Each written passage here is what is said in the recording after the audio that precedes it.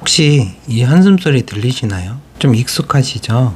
월요일 아침에 알람이 울리고 나도 모르게 한숨이 내쉬어지는 경험 다들 있으실 거예요. 제가 매일 그랬습니다. 그런데 이제 10년 넘게 회사를 다니고 나니 뭔가 좀 알겠더라고요. 직장인이 이렇게 불행해지는 데는 놀랍도록 똑같은 메커니즘이 있다는 거예요. 오늘 영상에서 이 메커니즘에 대해서 좀 같이 짚어보고 제가 사용하는 대처 꿀팁까지 공유해 볼게요. 진짜 처리하기가 무섭게 매일매일 새로 쌓이는 업무 속에 머릿속은 터질 듯이 아프고 솔직히 말만 섞어도 그냥 진이 빠져버리는 그런 상사 또는 동료, 후임들 사이에서 하루를 버티곤 했습니다. 그렇다고 그때 제가 당장 옮길 데가 있는 것도 아니었고 또 그만둘 형편이 되는 것도 아니었어요. 가족들 눈치도 보이고 꼼짝없이 갇혀있는 그런 느낌이었어요. 이런 아침 진짜 몇 년씩 반복되면 사람이 점점 미쳐가요. 결국에는 저도 몸이 견디질 못하고 정신건강의학과를 방문했고 중증 우울증이라는 진단을 받아봤어요. 하루는 가까운 내과를 갔더니 처음 듣는 갑상선 항진증이라는 병이래요. 찾아보니까 결국 스트레스라고 하더라고요. 진짜 여러분도 그러겠지만 너무 힘이 들 때면 이런 다짐 해보잖아요. 어떻게든 그래도 좋은 마음으로 회사 생활 다시 다녀보자. 모든 건 내 마음의 문제다. 그래서 아침에 긍정적인 마인드를 가지고 회사를 출근해요. 그런데 사실 작심삼일은커녕 하루를 못 가더라고요.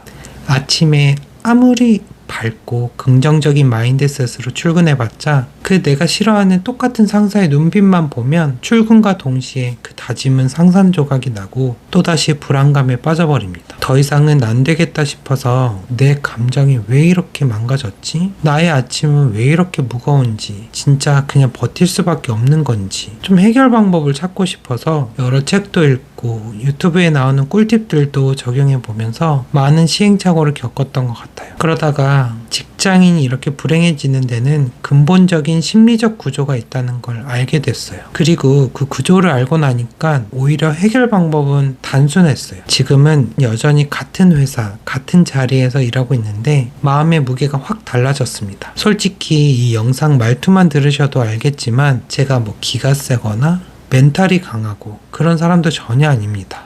오히려 누구보다 소심하고 내성적이라서 남 눈치도 더 보고 남들이 하는 말 한마디에 하루 종일 휘둘리는 그런 사람이에요. 그래서 더 장담하는데 예민하고 내성적인 분일수록 오늘 알려드리는 이 구조와 꿀팁을 알고 나면 확실히 좀 마음이 편해지실 거예요. 그럼 우리 먼저 왜 많은 직장인이 불행에 빠지는지 조금 차분히 짚어볼게요. 책을 보니까 심리학의 자기 결정 이론이라는 게 있대요. 사람이 행복한 감정, 좀 행복이라고 하면 사람마다 정의하는 게 다르고 또 너무 거창하니까 간략하게 표현해서 마음이 불편하지 않는 그냥 기분 좋은 상태를 행복이라고 쳐볼게요. 이런 상태가 지속되려면 3가지가 필요하다고 합니다. 먼저는 자율성, 두 번째는 유능감, 그리고 세 번째는 관계성인데요.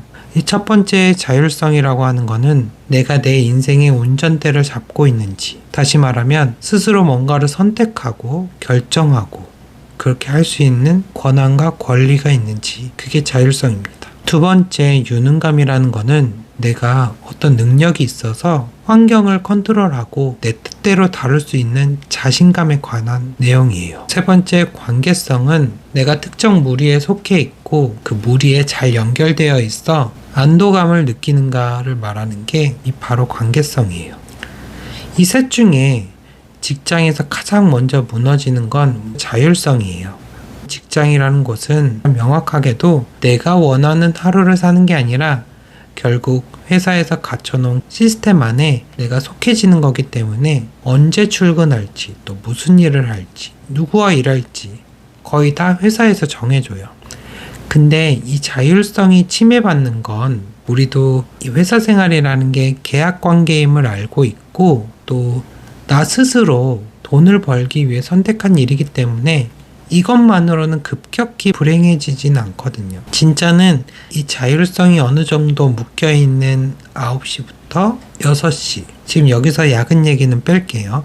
나머지 2가지, 유능감과 관계성이 같이 흔들릴 때 우리는 급격히 불행감을 느끼게 됩니다. 회사에 출근했는데 상사가 갑자기 위에서 내려온 일이라고 오늘 퇴근 전까지 어떤 일을 끝내라고 던졌어요. 이거는 아까 말했던 내가 무슨 일을 하고 내가 어떻게 뭘 할지 결정할 수 있는 그 자율성이 침해당한 거잖아요. 그런데 이때 반응이 딱 두 가지로 갈립니다. 이거 내가 지난번에 했던 일이라서 그냥 그때와 똑같이 하면 되겠네 하고 결국 잘 처리하고 급하게 요청한 일인데 잘 처리해줘서 고맙다고 칭찬까지 받으면 오히려 뿌듯하잖아요. 결국 어떤 일이 주어졌을 때 우리를 무너뜨리는 건 유능감 때문이에요. 이거 잘 해낼 수 있을까? 내가 잘 못 해내서 주변 사람한테 피해를 주거나 그래서 사람들이 뒤에서 내 욕을 하지 않을까? 이런 불안감이 밀려올 때가 진짜 문제예요. 왜냐하면 이 유능감과 관계성이 동시에 흔들리는 일이거든요. 이런 두려움은 경력이 쌓여도 그대로입니다. 직장생활 18년 차가 넘는 베테랑들도 이런 말을 해요. 연차와 함께 높아진 상사의 기대감이 진짜 내 현실과 너무 멀어졌다. 그래서 불안은 계속된다고 말합니다. 정리를 해보자면 회사에서 내가 선택하지도 않는 일인데 그 일을 내가 잘 할 수 있을지도 모르겠고 또 못하면 비난받을까 그 두려움까지 발생하면 우리는 엄청난 공포와 두려움을 느끼게 됩니다.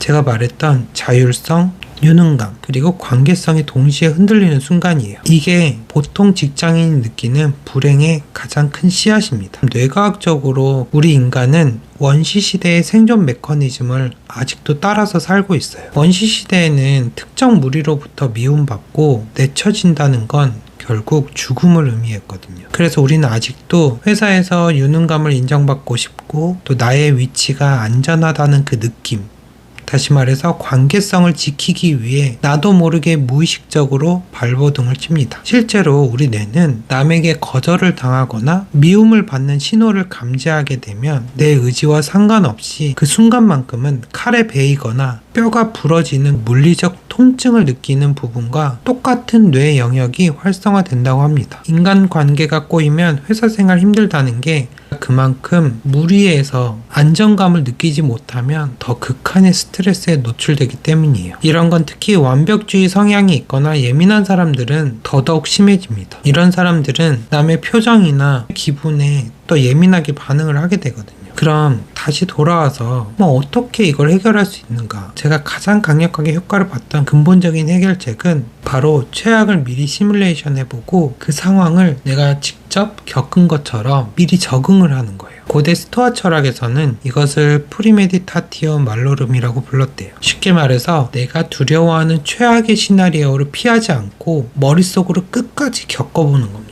예를 들어 볼게요. 내가 회사에서 온갖 비난을 받고 일이 완전히 꼬여버려서 수습 불가능하게 되면 결국 우리는 어떻게 될까요?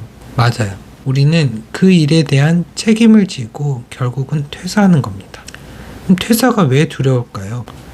그렇죠. 매달 들어오는 월급이 끊기는 경제적 결핍, 또 부모님이나 주변 사람들의 시선, 앞으로 어떻게 먹고 살아야 할지 모른다는 그 막막함, 분명 두려운 상황입니다. 하지만 여기서 중요한 팩트가 하나 있어요. 우리가 생각하는 그 최악이 와도 지금 시대에 우리는 바로 죽지 않습니다. 근데 우리 뇌는 꼭 죽을 것만 같은 고통을 느끼죠. 뇌과학적으로 우리가 이렇게 퇴사를 두려워하는 건 무리해서 쫓겨나면 굶어 죽는다는 그 원시적인 본능에 갇혀있기 때문입니다. 하지만 현대사회는 우리가 퇴사한다고 해서 바로 죽지 않아요. 오히려 역설적이게 모든 걸 잃고 내려놓았을 때 생각지도 못한 자유를 찾는 경우도 있습니다. 제가 유튜브에서 이런 이야기를 본 적이 있어요. 학창시절에 진짜 공부도 잘하는 모범생이었고 사회에서도 모든 일에 항상 성실하고 또 주변으로부터 신뢰감이 높고 칭찬받는 그런 사람이 있었어요. 그런데 주변 기대에 계속 맞춰서 살다 보니까 결국 번아웃이 와서 아무것도 할 수 없었대요. 그래서 회사에서도 나오게 되고 또 부모님은 더 이상 이 친구에 대한 기대를 하지 않았대요. 친구들도 하나둘 떠나고 아무도 주변에 남아있지 않았대요. 더 이상 잃을 게 없는 상태가 되니까 아이러니하게 진짜 자유를 느꼈다고 합니다. 아무도 나에게 기대를 하지 않고 내가 오늘 누군가를 위해서 뭔가 행동을 하지 않고 그냥 이 하루를 내가 하고 싶은 대로 살아갈 수 있는 그 자유가 주변의 기대가 모두 없어졌을 때 생겼다고 해요. 그때 그 사람은 자신이 진짜 원하는 무언가를 시작하게 됐고 그게 그 사람의 삶을 완전히 바꿔놨다는 거예요. 이 이야기가 저한테는 굉장히 크게 와닿았었습니다. 지금 내가 두려워하는 최악의 상황이 사실 누군가에게는 삶을 바꾼 시작점이었다는 거죠. 여러분도 이 최악 시뮬레이션을 한번 해보면요. 신기하게도 지금 느끼는 스트레스, 직장 생활에 대한 응어리진 그 무언가가 녹는 기분을 느낄 겁니다. 최악이 와도 죽지 않는다. 그래, 내가 최악이 오면 아무도 나한테 기대하지 않을 때 내가 원하는 걸 진짜 해보겠다. 이 생각 하나가 매일 아침 출근길을 진짜 가볍게 만들어줬습니다. 예를 들면 오늘도 회사에 갔는데 평소에 나를 괴롭히는 상사가 있어요. 그동안은 내가 이 무리에서 쫓겨날까봐 그 부당한 대우를 다 참고 견뎠는데 팀장님 그렇게 말씀하시면 제가 기분이 좋지 않습니다. 좀 다른 표현을 써주셨으면 좋겠습니다. 솔직하게 이렇게 얘기를 했다고 칠게요. 근데 그 상사가 나에게 앙심을 품고 더 나를 괴롭히는 거예요. 그때마다 전 또 솔직하게 얘기를 하겠죠. 그리고 최악의 상황까지 왔어요. 둘 중 한 명은 퇴사를 해야 되는 상황. 최악을 항상 상상하고 경험했던 나와 최악을 처음 겪어보는 팀장 중에 누가 더 힘들고 두려울까요? 오늘은 직장인이 불행에 빠지는 가장 보편적인 심리 구조에 대해 이야기를 해봤어요. 그리고 그 공포를 녹이는 최악의 상상 방법까지. 하지만 이것만으로 모든 회사 문제가 해결된다고 말씀드리는 건 아니에요. 처한 상황이 달라서 다른 스트레스를 겪는 분들도 계실 거고요. 하지만 모든 맥락은 결국 거짓으로 느끼는 두려움으로 귀결됩니다. 그래서 오늘 영상의 개념을 잘 이해하시는 게 더더욱 중요해요. 저는 이 채널을 통해서 거창한 심리학 강의가 아니라 저처럼 내성적이고 평범한 직장인이 직접 부딪히며 효과를 본 아주 작고 단단한 생각의 기술들을 좀 나눠보려고 합니다. 마음이 좀 더 가벼워지고 하루가 좀 더 평안해지는데 꼭 도움이 됐으면 좋겠어요. 영상이 조금이나마 도움이 되셨다면 구독과 좋아요 부탁드리고요. 내일 출근길이 오늘보다 조금이라도 가벼워지시길 바랍니다. 감사합니다.